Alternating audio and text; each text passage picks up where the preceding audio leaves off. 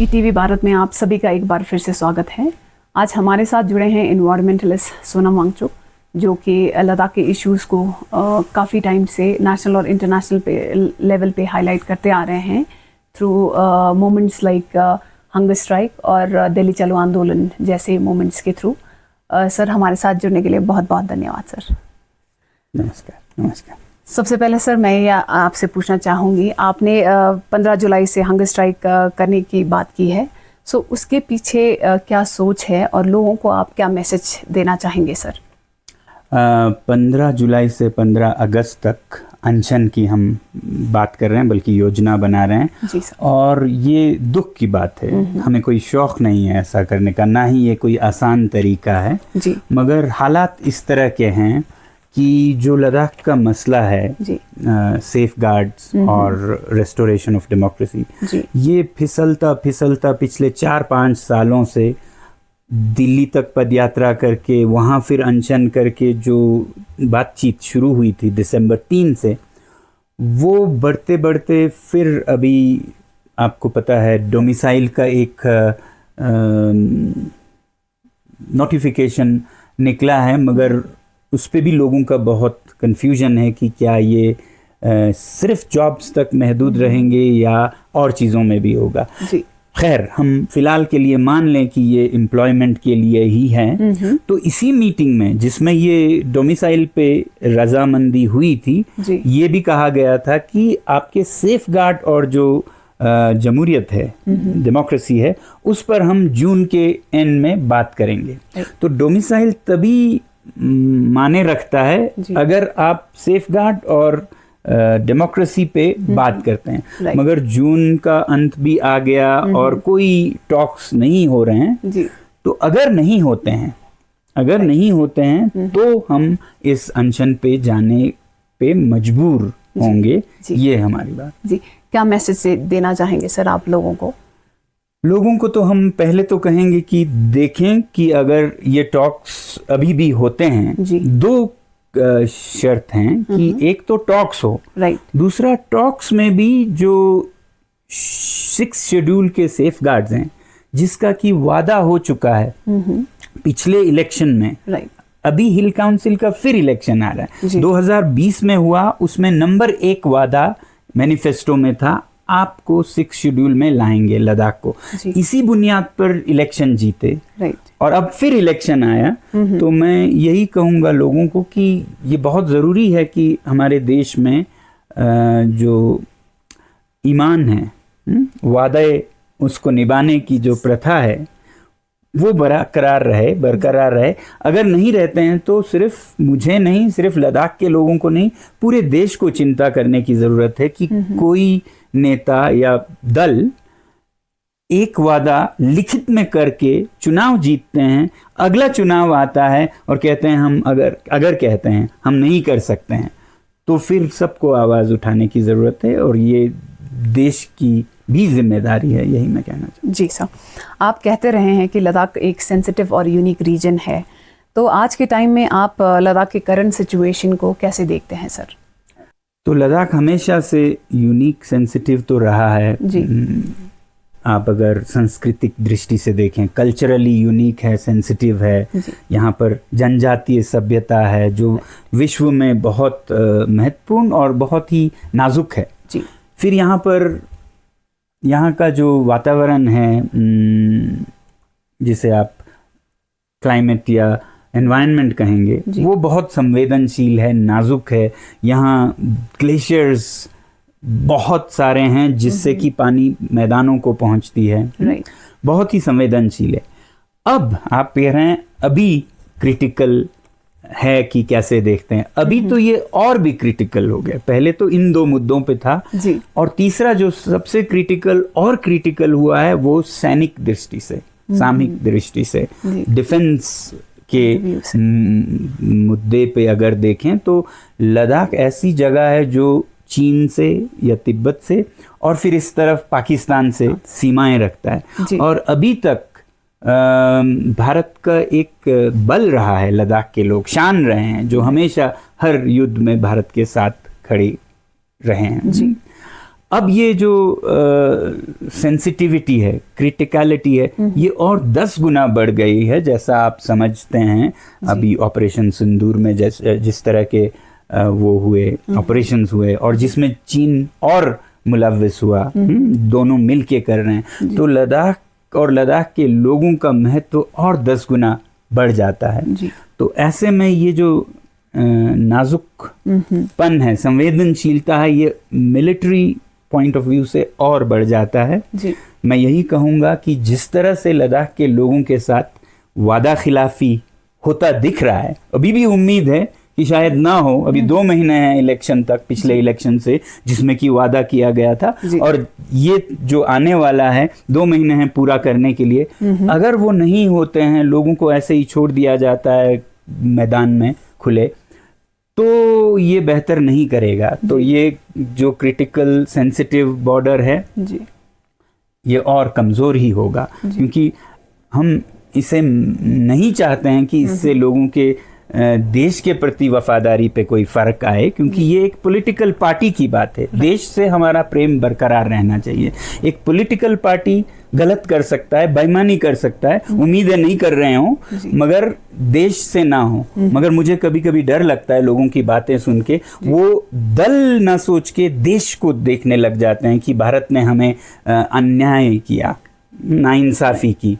तो ये मैं कहूँगा लद्दाख के लोगों से भी आप इसे अलग देखना शुरू करें कि ये एक राजनीतिक दल के वादे हैं, ये भारत देश का नहीं है। मगर बिल्कुल भारत सरकार जब बनाते हैं तो वो भारत सरकार के वादे भी बन जाते हैं। तो इसलिए हमें बहुत ही सोच समझकर और दृढ़ता से आगे बढ़ना होगा। जी साहब, तो नेक्स्ट मैं ये पूछना चाहूँगी, MHA ने रिसेंटली एक ड्राफ्ट नोटिफिकेशन निकाला है सर, जिसमें 15 साल का डोमिसाइल रूल अनाउंस किया है और नोटिफाई भी हुआ है। आपका इस प्रपोजल पे क्या रिएक्शन है सर? मैं तो पहली बात तो ये कहूँगा, इस नोटिफिकेशन की ज़रूरत ही नहीं थी। अगर हमारी सरकार अपने वादों के अनुसार और हमारे हकों के अनुसार पिछले 5 या 6 साल हो रहे हैं, अब 6 सालों में लद्दाख को जो लोकतंत्र की वो है, क्या कहते हैं, हक है, वो दे देते और लद्दाख स्टेट बनता या असेंबली होती, तो ये सारे मुद्दे वो खुद सॉल्व करते, अपने असेंबली में करते। तो कोई अलग डोमिसाइल करके देने की उतनी ज़रूरत, इनके डिटेल्स की ज़रूरत नहीं होती। मतलब डोमिसाइल तो ठीक है, मगर जो डिटेल्स हैं वो खुद करते कि किसे कितना दिया जाएगा, वो स्टेट की बात होती। या वो 6 शेड्यूल जिसका वादा किया है वो दे देते, तो ये सब हो जाते। मगर अब हद ये है कि कहते हैं कि वो हम बात करेंगे, उस पर देर लगेगी, पहले हम डोमिसाइल दे के आपके अनएम्प्लॉयमेंट को सॉल्व करेंगे। अगर सच में अनएम्प्लॉयमेंट को सॉल्व करते हुए लद्दाख का हित भी करना होता, तो वो पहले ही लद्दाख का जो वादा था 6 शेड्यूल का वो दे देते, और जो असेंबली था वो दे देते। तो इसको सॉल्व करने की ज़रूरत नहीं पड़ती, इस तरह से करने की। तो अभी भी हम उम्मीद तो यही करेंगे, ठीक है देर हो गई, इसलिए जो अनएम्प्लॉयड हैं, बेरोजगार हैं, उनको सुलझाने के लिए ये कर रहे हैं। मगर फिर उसके तुरंत बाद, जैसा फिर वादा किया है, अगर मीटिंग नहीं होती या मीटिंग में ये निष्कर्ष ये नहीं निकलता कि जो वादे किए हैं वो पूरा करेंगे, तो फिर ये एक धोखा हो सकता है। राइट सर, क्या आपको लगता है कि 6 शेड्यूल का जो डिमांड है सेंट्रल गवर्नमेंट से इनफ सपोर्ट ले पा रही है? अगर नहीं तो कमी कहाँ रह गई है इसमें सर? 6 शेड्यूल जो है वो लद्दाख के लोगों से भी पहले सरकार ने खुद प्रपोज किया था। ये ऐसा नहीं है कि कोई चांद सितारे लद्दाख के लोगों ने मांग लिए। सरकार ने नेक नियत से, अच्छे नियत से, जैसे ही 2019 में यूटी बना, उसके बाद से यहाँ पर मंत्री आके, ट्राइबल जो कमीशन है उनके मिनट्स में निकले हैं, लद्दाख को 6 शेड्यूल पर हम वो कर रहे हैं। ऐसे ही 2 इलेक्शन के मैनिफेस्टो में निकले, ये तो सरकार का वादा था। तो फिर हम कैसे सोच सकते हैं कि कोई वादा करके चुनाव जीत के हाथ धो लेगा? ये तो मुमकिन नहीं होना चाहिए ना। मैं तो कहूँगा कि माननीय गृह मंत्री अमित शाह जी हों, वो अपने बच्चों को घर में क्या सिखाते होंगे कि कोई आपको वादा करे और फिर करने पे जब आए तो मुकर जाए, तो आप खामोशी से चुपचाप सर झुकाए जी सलाम करके बैठें या उससे आखिरी सांस तक वादा पूरा करवाने का पूरा कोशिश करें और इसमें जाए तो जान भी दें।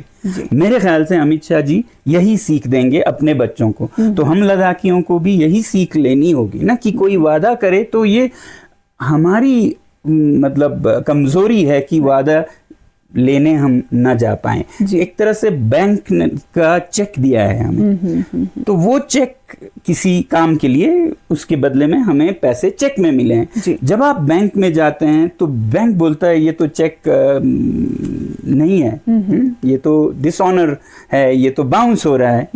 तो आप अच्छा बाउंस हो रहा है, थैंक यू वेरी मच बोल के बैठेंगे कि इसके लिए आपको संविधान में उपलब्ध हैं तरीके कि आप कोर्ट में जाएंगे या उनके पास जाएंगे और कहेंगे आपने हमारे मेहनत के लिए ये चेक दिया था मगर ये चेक बाउंस हुआ है, आप इसको दुरुस्त करके हमें दीजिए।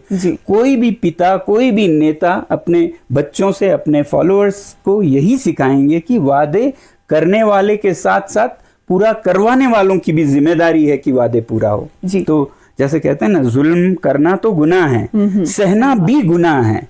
तो इसलिए हम ये सोचते हैं कि 6 शेड्यूल तो एक वादा है, तो ये वादा टूटना किसी के भी हित में नहीं। हम तो मतलब एक तरह से वो नजर आएंगे ही कि इतने आप बदहाल हैं। दूसरी तरफ जो नेता वादा तोड़ रहे हैं वो भी ग्लोबल स्टेज पे अच्छे नजर नहीं आएंगे। हमारे नेता ग्लोबल लीडर्स हैं, भारत दुनिया का सबसे बड़ा लोकतंत्र है, उसके अगर गृह मंत्री या प्रधानमंत्री अपने वादों को जो कि लिखित में हैं करके मुकर जाएं तो लोग जो चुप रहते हैं उन पे भी धिक्कार है और जो नेता तोड़ते हैं उन पे भी धिक्कार है। तो ये हालत है 6 शेड्यूल की। सपोर्ट की जो आपने बात की, अभी तक तो हमें ऐसा इशारा नहीं मिला कि वो वादा पूरा करेंगे। अभी तक तो हमने तो ये सुना हमारे नेताओं से कि अमित शाह जी ने ये कहा कि अगर मोदी जी लिख के दें तो भी मैं नहीं दूंगा। तो ये हमें बहुत अजीब लगता है। एक तो हमें ये बात लगता है इससे कि मोदी जी देना चाहते हैं, मोदी जी अपने वादों पे खरा उतरना चाहते हैं, मोदी जी वादा खिलाफी वाले चरित्रहीन नेता नहीं दिखना चाहते हैं और अमित शाह जी रोक रहे हैं। हमें ऐसा लगता है कि वो दें तो भी मैं नहीं दूंगा। ऐसा कोई कैसे कह सकता है जब 2 चुनाव जीते हैं? तो सेंटर से सपोर्ट है नहीं, दोनों। एक तरफ मोदी जी शायद पूरा करना चाहते हैं, मुझे ये इशारा मिलता है इस वक्तव्य से। दूसरी तरफ मैं यही चाहूंगा कि अमित शाह जी भी, आपने वादा किया है तो आप वो हीरो बनिए जो कि वादों पे खरे उतरते हैं। राइट सर, क्या आपको लगता है कि 6 शेड्यूल और स्टेटहुड दोनों साथ साथ पॉसिबल हैं सर? ये दोनों अलग हैं जी।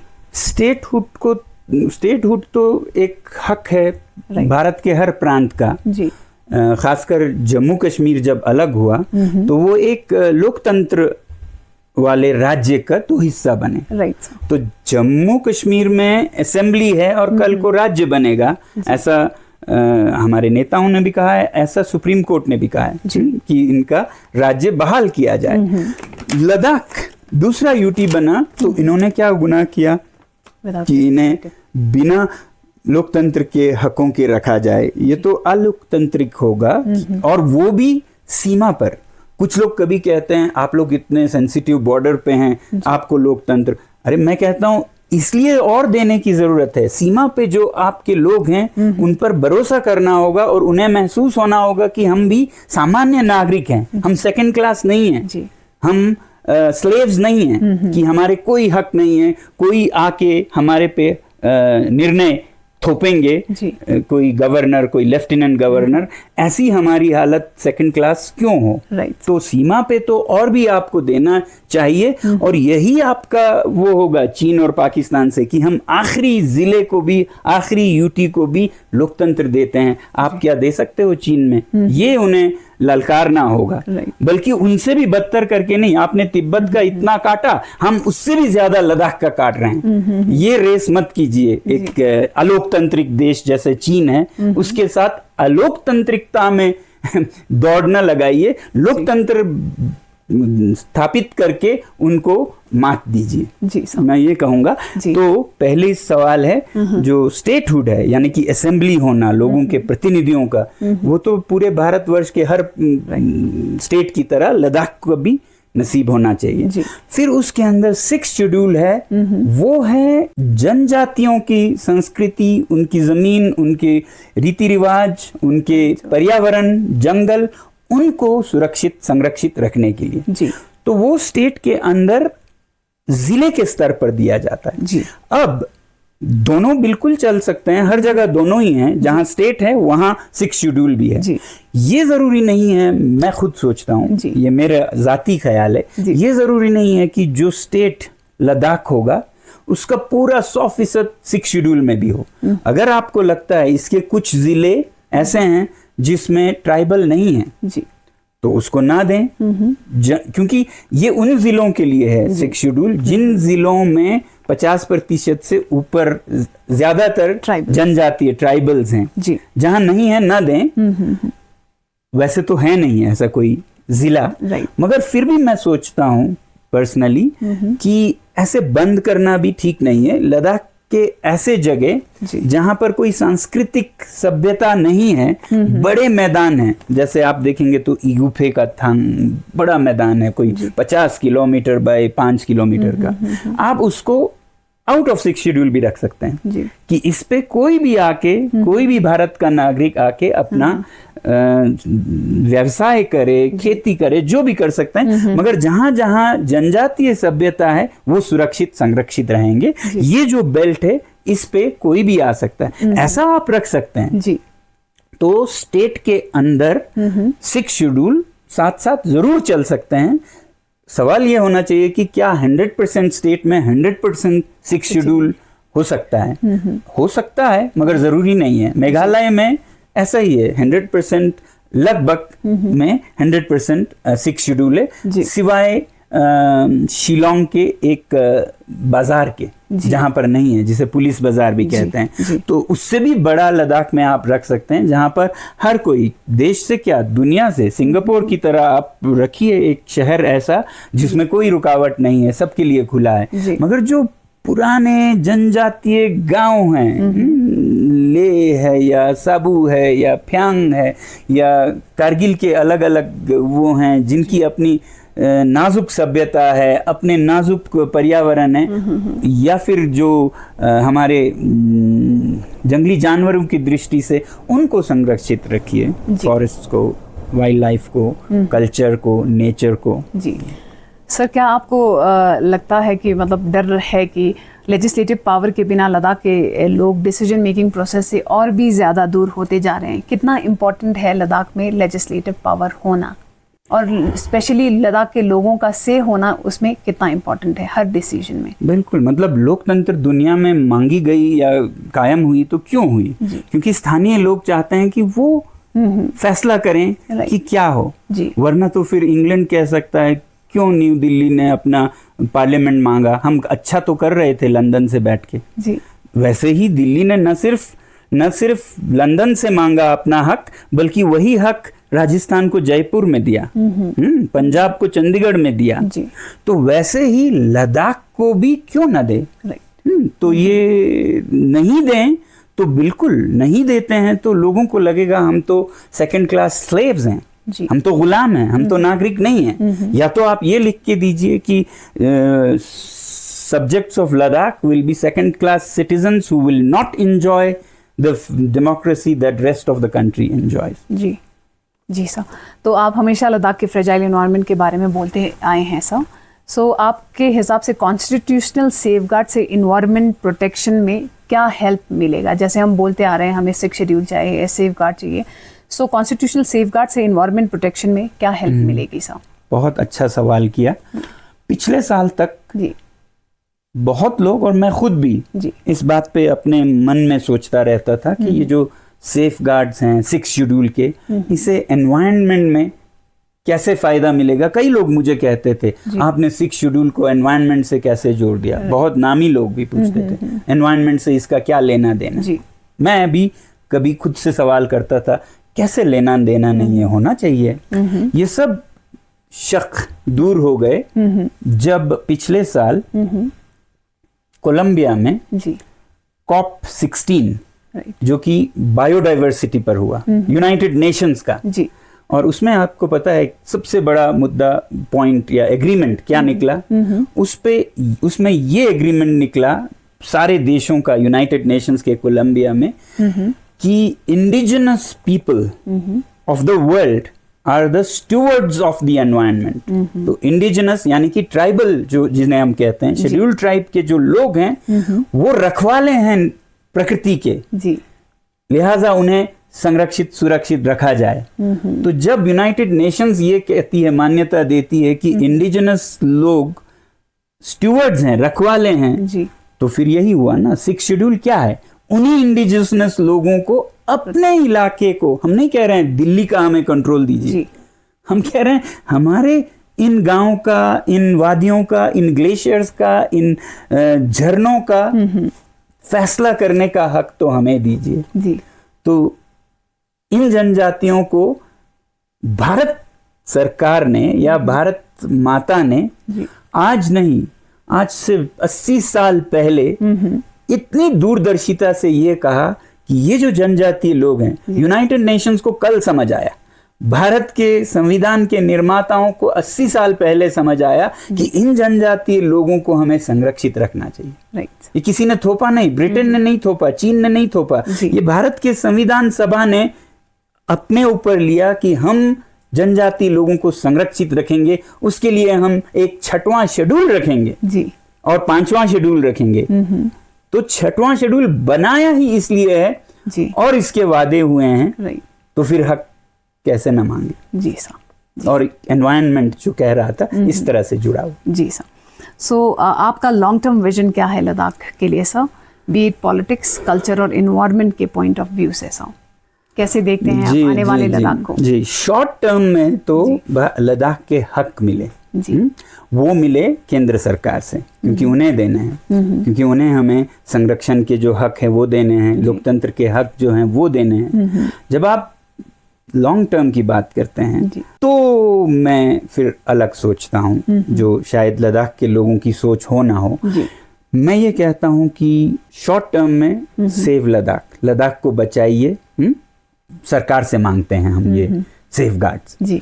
लॉन्ग टर्म में मैं चाहता हूं कि लद्दाख को लद्दाख के लोगों से भी बचाएं जी। क्योंकि अगर लद्दाख के लोग बहुत ही लालची हों, सिर्फ आज का सोचें, कल का ना सोचें, तो वो भी उतना ही नुकसान कर सकते हैं इस प्रकृति को, इस संवेदनशील जो पर्यावरण है उसको, जितना कोई बाहर से आके कर सके। तो अभी के हालात में तो संविधान हमें वो संरक्षण दे ताकि लद्दाख जैसे नाजुक इलाके की जो कैरिंग कैपेसिटी है, ये एक रेगिस्तान है, इसमें बहुत से उद्योग, वो भी बहुत प्रदूषक उद्योग, या बहुत से लोग, आप 10 गुना ज्यादा बल्कि 2 गुना भी नहीं रह पाएंगे, इतना पानी है ही नहीं, इतना जमीन है ही नहीं। तो इन सब से बचाने के लिए शॉर्ट टर्म में तो हम ये हक मांगेंगे, 6 शेड्यूल और लोकतंत्र जी। लंबे समय में अगर ये होता भी है तो भी मुझे डर रहेगा कि लद्दाख के ही लोग लद्दाख का बर्बादी का कारण न बने। तो इसलिए लद्दाख के लोगों को भी मैं ये सोचता हूँ, जब आप विजन पूछ रहे हैं, कि लद्दाख को एक मिसाल बनाना होगा। अगर ये मिल भी जाते हैं संरक्षण और लोकतंत्र, उसके बाद लद्दाख को एक उदाहरण बनाना होगा देश के लिए और दुनिया के लिए, कि जहाँ प्रकृति और मानव संतुलन में जी सकते हैं। लोगों की इतनी लालच नहीं, इतना डिजायर और डिमांड नहीं कि वो अपने ही घोंसले को तोड़ें, अपने ही प्रकृति का नाश करें, और थोड़े ही में खुश रहने का, थोड़े ही में खुश रहने का जो कला है, जो हमारी संस्कृति, हमारी जनजातीय परंपरा हमें सिखाती है, उसको और खिलने दें, और फिर उसको हम दिल्ली में, बंबई में इन्फेक्ट करें, कि वहां भी लोग सादा जीवन जीने लगे लद्दाख को देखते हुए, कि लद्दाख के लोग अगर इतने अच्छे क्या कहेंगे आदतों के साथ, अपने लाइफस्टाइल के साथ जीकर खुश रह सकते हैं इतने दुर्गम जगहों पे, तो हम दिल्ली में क्यों नहीं, हम बम्बई में क्यों नहीं। इसीलिए मैं बहुत बार बोलता हूँ कि don't try to urbanize the tribals, rather tribalize the urbans. ये जो जनजातीय सभ्यता है वो सिर्फ लद्दाख को नहीं, दिल्ली मुंबई को भी चाहिए कि आप बहुत ही संतुलन से, हल्का नाजुक पैरों से चले इस पृथ्वी पर, और यही सीख हम पूरे देश और दुनिया को दें, ऐसा मेरी उम्मीद है। जी साहब, तो सबसे लास्ट में मैं आपसे ये पूछना चाहूँगी, क्या आप ऑप्टिमिस्टिक हैं कि लद्दाख की जो डिमांड्स है जैसे 6 शेड्यूल और कॉन्स्टिट्यूशनल प्रोटेक्शन वो जल्दी पूरी हो पाएगी साहब? इसका नहीं मुझे पता है जी। भगवत गीता हमें सिखाती है जी कि फल की चिंता मत कर, कर्म किए जा, और हम वो करेंगे जो हमें करने की जरूरत है। इसीलिए हम कहते हैं इस पे हमारी जान चली जाए सबसे सस्ता सौदा होगा। एक जान तो कुछ भी नहीं है, आगे कितने हजारों जान जाएं, अगर ये जो क्या कहेंगे, ये लोगों में जो ट्रस्ट डेफिसिट और ये जो नाराजगी है, असंतुष्टि है, वो बढ़ता जाए तो ये बहुत अगली बन सकता है। तो हम अभी इस समय जब करने की ज़रूरत है तो कर्म हम किए जाएंगे, चाहे उसमें अनशन में हमारी जान जाए। जब 1 महीना या उससे ज़्यादा का अनशन हो तो बहुत संभावना है कि जान चली जाए। तो हम अपना हर कुछ करेंगे, बाकी फल की चिंता ना कर, जब करेंगे तो होगा भी। और शायद उससे पहले हमारे जो नेता हैं दिल्ली में, जिनकी मैं बहुत इज्जत करता हूँ, मैं हैरान हूँ कि वो ऐसे कैसे मुकर सकते हैं। शायद कुछ अभी भी हमें न समझ आया हो या कुछ गैप रह गया हो कम्युनिकेशन में। तो हमें उम्मीद है कि ऐसा होने से पहले ही वो अपने वादे पूरे करेंगे। ये सेंटर को आप क्या मैसेज देना चाहेंगे साहब? मैं यही देना चाहूँगा, जिस तरह की इज्जत लोगों में जो रूलिंग पार्टी के लिए 2014 में थी वो बरकरार रहे, क्योंकि ऐसे उदाहरणों के कारण, जैसा लद्दाख में हो रहा है या शायद कुछ और जगहों में हो रहा है, उसके कारण लोगों का ट्रस्ट डेफिसिट बढ़ता जा रहा है कि लोगों को नेताओं से विश्वास उठ रहा है। तो ये दोबारा से बहाल हो, क्योंकि इसी विश्वास पर देश चलता है, देश आगे बढ़ता है, दुनिया में हम गुरु या विश्व गुरु बन सकते हैं। अगर हम हर नेता को चरित्रवान नहीं चरित्रहीन देखें कि ये तो कुछ भी बोल के लिख के कुछ भी कर देंगे, तो इससे देश में बिल्कुल कैओस होगा। तो ऐसा ना हो, इसलिए लद्दाख के केस में कम से कम ये ब्लैक एंड वाइट है, कोई इसमें दो राय है ही नहीं, सब कुछ लिखा हुआ है। तो इसे पूरा करें और अपने सीमा को और सुदृढ़ करें, देश के लिए एक उदाहरण दिखाएं और विश्व के प्रतिष्ठित नेता बन के उभरें। यही मेरी दुआ और दलील होगी। Thank you so much for joining us sir. हमारे साथ जुड़ने के लिए बहुत बहुत धन्यवाद। जी शुक्रिया, आपका भी बहुत बहुत थैंक यू।